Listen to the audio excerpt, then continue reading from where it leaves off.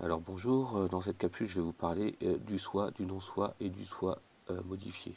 Donc ici vous avez la photographie de deux chercheurs, Karl Landsteiner qui a découvert le système ABO et Jean Dossé qui a découvert le système HLA. Puis en effet, je vais vous parler dans cette capsule de ces deux systèmes. Alors, de quoi parle-t-on? En fait, on parle ici d'immunité, bien entendu. Donc, l'immunité fait référence à l'ensemble des mécanismes de défense de l'organisme, contre des agents extérieurs qui pourraient être des agresseurs et susceptibles de menacer le bon fonctionnement de l'organisme. Alors tous les organes, les cellules, les molécules qui interviennent dans ce système déterminent ce qu'on appelle le système immunitaire. Alors ici il s'agit de parler du soi et du non-soi. Alors qu'est-ce que le soi? Par définition, le soi c'est l'ensemble des cellules et des molécules d'un organisme issu de l'expression de son génome. Autrement dit, je suis en train de vous parler de molécules, donc de marqueurs. Par définition, ces marqueurs sont donc à la surface des cellules et vont déterminer, attester du soi, de l'appartenance de ces cellules au soi. Donc ces molécules qui sont produites par nos gènes vont se retrouver donc à la surface des cellules et constituer une véritable carte d'identité de ces cellules. Alors, l'un de ces marqueurs les plus courants, ce sont ce qu'on appelle les marqueurs majeurs, d'histocompatibilité ou CMH. Alors le CMH, ce sont des molécules qui sont à la surface de toutes les cellules nucléées. Donc, on les appelle les complexes majeurs d'histocompatibilité. Je vais vous expliquer pourquoi on parle d'histocompatibilité dans la diapo d'après. Ce sont donc des molécules qui ont été découvertes pour la première fois au niveau des leucocytes. Donc c'est pour ça qu'on parle du système également HLA. Ce sont donc des glycoprotéines codées par donc des gènes qui sont présents au niveau du chromosome 6. Alors on distingue deux types de CMH. Le CMH2 qui sont à la surface de toutes les cellules de l'immunité. Donc ici je vous ai représenté des lymphocytes mais également des granulocytes ou des macrophages. Et vous avez également le CMH1 qui sont à la présence de toutes les cellules nucléées, autrement dit, aussi bien au niveau des cellules de l'immunité, mais également de toutes les cellules de l'organisme qui possèdent un noyau. Donc autrement dit, les cellules de l'immunité possèdent les deux marqueurs, CMH1 et CMH2. Donc on voit ici au niveau de ces glycoprotéines qu'il y a des petits réceptacles au niveau desquels on peut présenter, et j'utilise le terme volontairement, présenter des molécules du soi ou du non-soi. Donc ce sont des molécules qui vont servir à la communication entre les cellules. Alors pourquoi parle-t-on d'histocompatibilité? Donc on part d'un constat historique qui est que l'organisme a accepté ce qui lui appartient mais rejette ce qui ne lui appartient pas. Alors très rapidement, on s'est rendu compte que ce sont des molécules qui sont à la surface des cellules, des tissus. C'est pour ça qu'ici je parle d'histocompatibilité.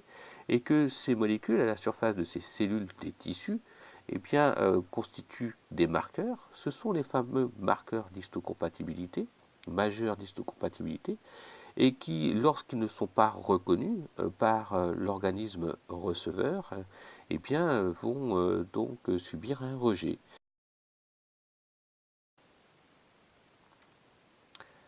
Alors, on a parlé longuement des cellules nucléées avec les complexes majeurs d'histocompatibilité, mais qu'en est-il des cellules qui sont anucléées?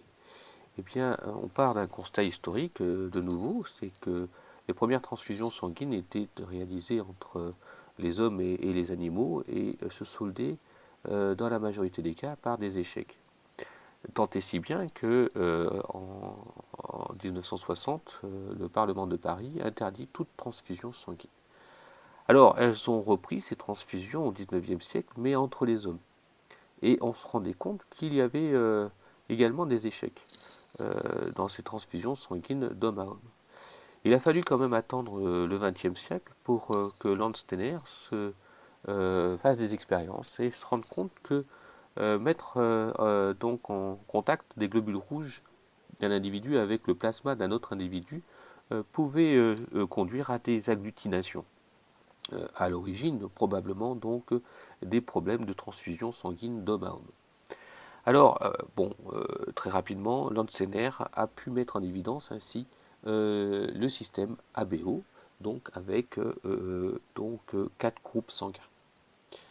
Alors, donc, on parle ici des massifs, puisqu'on parle des cellules anucléées. On a donc des molécules du groupe sanguin qui sont des marqueurs A ou B, et que ces marqueurs sont codés, donc sont des molécules, hein, donc comme on a dit au départ, et qui sont codés par des gènes portés par le chromosome 9, et qu'il existe 3 allèles A, B et O. Ainsi, avec la combinaison allélique, eh bien, on peut former 4 groupes sanguins A, B, AB et O. Alors, on peut très bien considérer et mettre en évidence la compatibilité entre ces marqueurs mineurs d'histocompatibilité par contact et vérifier s'il y a agglutination ou pas.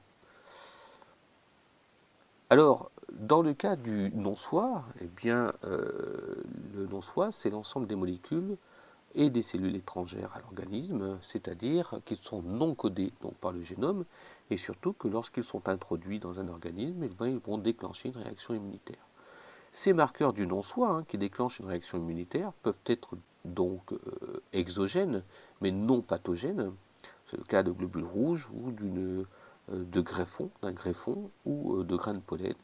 Mais ce peut être aussi donc des organismes qui sont potentiellement pathogènes, comme des virus, des bactéries, ou encore des toxines ou des protozoaires.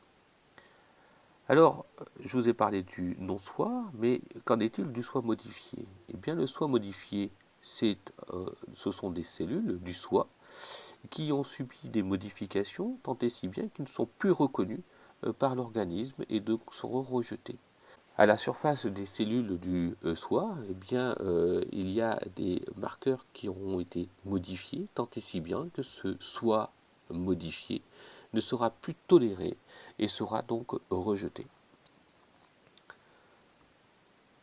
Alors l'antigène, la notion d'antigène là-dedans, eh bien, en fait, ce sont des cellules ou des molécules qui sont reconnues comme étrangères par le système immunitaire et donc qui peuvent appartenir au non-soi ou au soi modifié et qui vont déclencher une réaction immunitaire. Donc on peut parler autrement dit d'antigène du non-soi ou d'antigène du soi modifié. Voilà.